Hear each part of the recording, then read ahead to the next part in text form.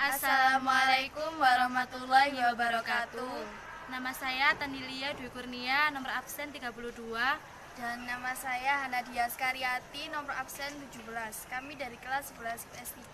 Di sini kami akan menjelaskan tentang sistem sirkulasi dan sistem pencernaan makanan. Saya akan menjelaskan bab sirkulasi. Pertama, menjelaskan fungsi sistem peredaran darah, yaitu 1. Pembawa zat-zat makanan. 2. Mengangkut oksigen dari paru-paru ke seluruh tubuh. 3. Mengangkut hormon dari kelenjar hormon ke organ sasaran.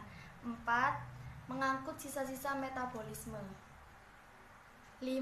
Memelihara keseimbangan tubuh. 6. Mempertahankan tubuh dari serangan mikroorganisme. 7. Memelihara suhu tubuh. Yang kedua, menganalisis komponen penyusun darah. Penyusun komponen darah ada 2, yaitu plasma darah dan sel-sel darah. Plasma darah merupakan cairan berwarna kekuningan dan berperan dalam pengangkutan sari-sari makanan, hormon, dan sisa metabolisme. Plasma darah terdiri atas komponen berikut. Yang pertama, air. Yang kedua, protein. Protein terdiri dari albumin, fibrinogen, dan globulin. Yang ketiga, sari-sari makanan. Yang keempat, garam-garam mineral. Yang kelima, zat-zat sisa metabolisme. Dan yang keenam, hormon, enzim, dan antibodi. Berikutnya, sel-sel darah. Sel-sel darah terdiri atas sel darah merah atau eritrosit, sel darah putih atau leukosit, dan keping-keping darah atau trombosit. Yang ketiga, mekanisme proses pembekuan darah. Faktor-faktor pembekuan darah yaitu yang pertama, protrombin adalah senyawa globulin yang larut dalam plasma darah. Protrombin dibuat di dalam hati dengan bantuan vitamin K. Yang kedua, fibrinogen adalah protein plasma yang disintesis di hati yang bisa diubah menjadi fibrin. Yang ketiga, ion kalsium merupakan ion anorganik dalam plasma yang dapat diperoleh dari makanan dan tulang. Yang keempat, trombokinase adalah enzim yang merupakan faktor antihemofilia, disintesis dalam hati dan memerlukan vitamin K dalam bekerja. Yang kelima, vitamin K adalah vitamin yang diperlukan dalam sintesis protrombin dan faktor pembekuan lainnya di dalam hati.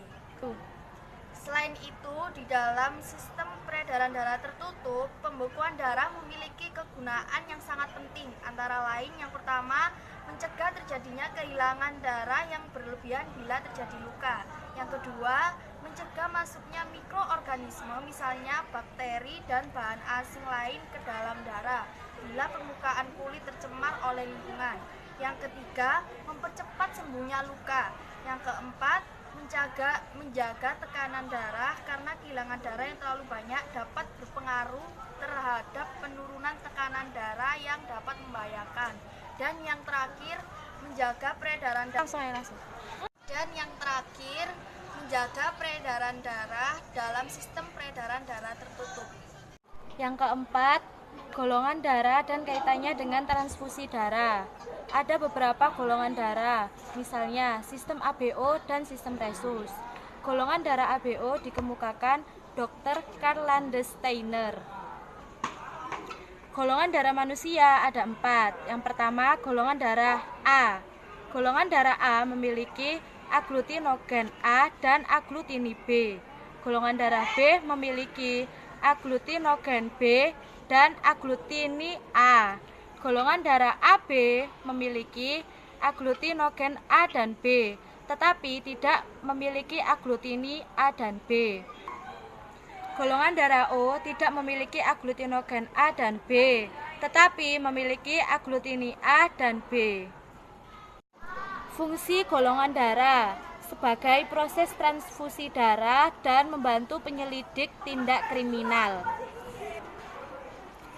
Selanjutnya, transfusi darah. Transfusi darah adalah pemberian dari seseorang ke orang lain yang memerlukan.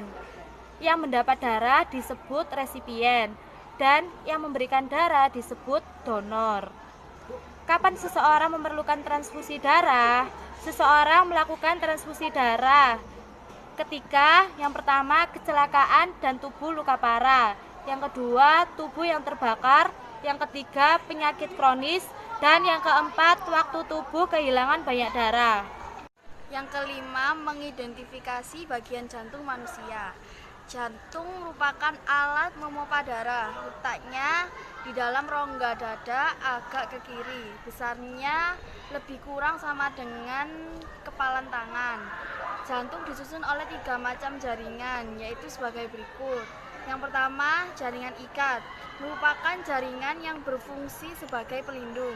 Yang kedua, jaringan otot jantung, merupakan jaringan yang terdapat pada lapisan tengah, berfungsi untuk membatasi antar ruangan jantung. Yang ketiga, jaringan epitel, merupakan jaringan yang terletak di lapisan dalam, berfungsi untuk membatasi antar ruangan jantung. Jantung manusia terbagi menjadi 4 ruangan, yaitu bilik kanan, bilik kiri, serambi kanan, dan serambi kiri. Di antara bilik kiri dan bilik kanan terdapat sekat yang disebut septum interventrikel. Antara serambi kiri dan serambi kanan juga dipisahkan oleh sekat yang disebut interatrial. Sedangkan antara bilik kanan dan serambi dipisahkan oleh sekat yang disebut septum atrioventrikal. Dinding bilik lebih tebal daripada dinding serambi karena bilik digunakan untuk memompa darah keluar dari jantung. Dinding bilik kiri lebih tebal daripada bilik kanan karena bilik kiri memiliki beban kerja lebih berat, yaitu memompa darah ke seluruh tubuh, sedangkan bilik kanan hanya memompa darah ke paru-paru. Selama masih hidup, jantung akan terus bekerja tidak henti-hentinya dan tidak dapat dikendalikan oleh kehendak kita, sebab jantung dikendalikan oleh saraf otonom. Yang keenam, membedakan pembuluh arteri dan pembuluh vena.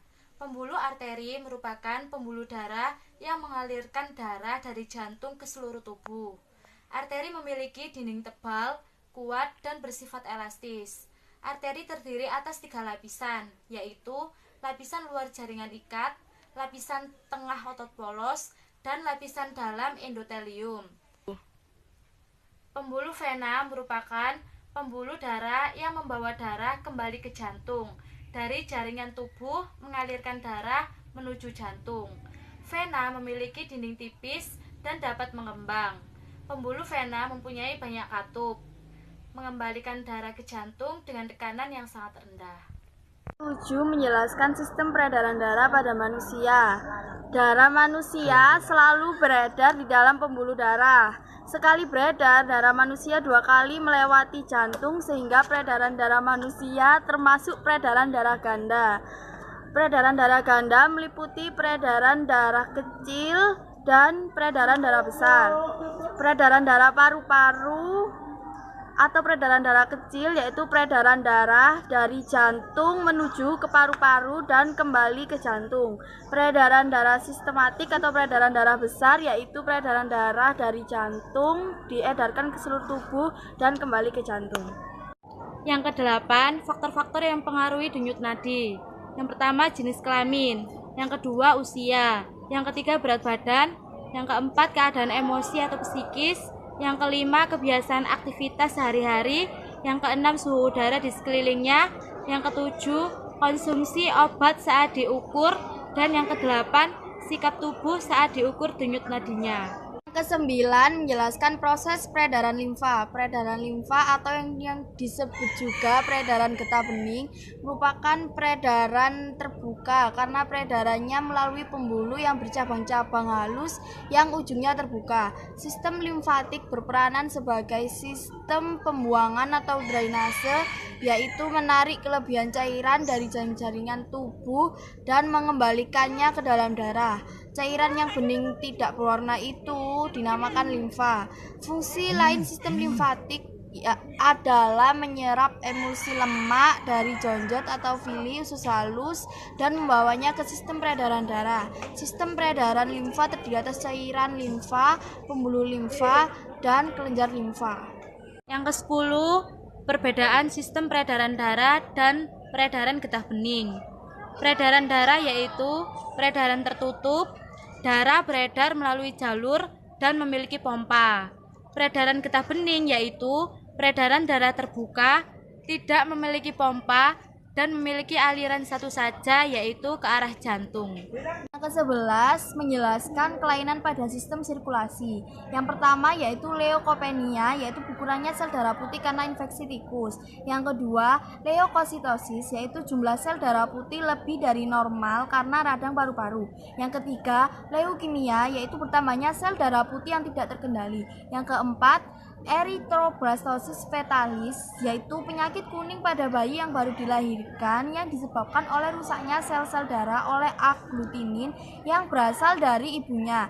Yang kelima, trombus dan embolus, yaitu penyakit jantung karena adanya gumpalan pada nadi tajuk atau arteria koronaria. Yang keenam, anemia, yaitu berkurangnya kandungan hemoglobin dalam sel darah merah, berkurangnya jumlah eritrosit dalam darah, atau berkurangnya volume darah dari ukuran normal. Yang ke-8, sklerosis, yaitu penyakit pengerasan pembuluh nadi. Jika gangguan ini disebabkan oleh endapan lemak, disebut aterosklerosis, dan jika disebabkan oleh endapan kabut disebut arteriosklerosis.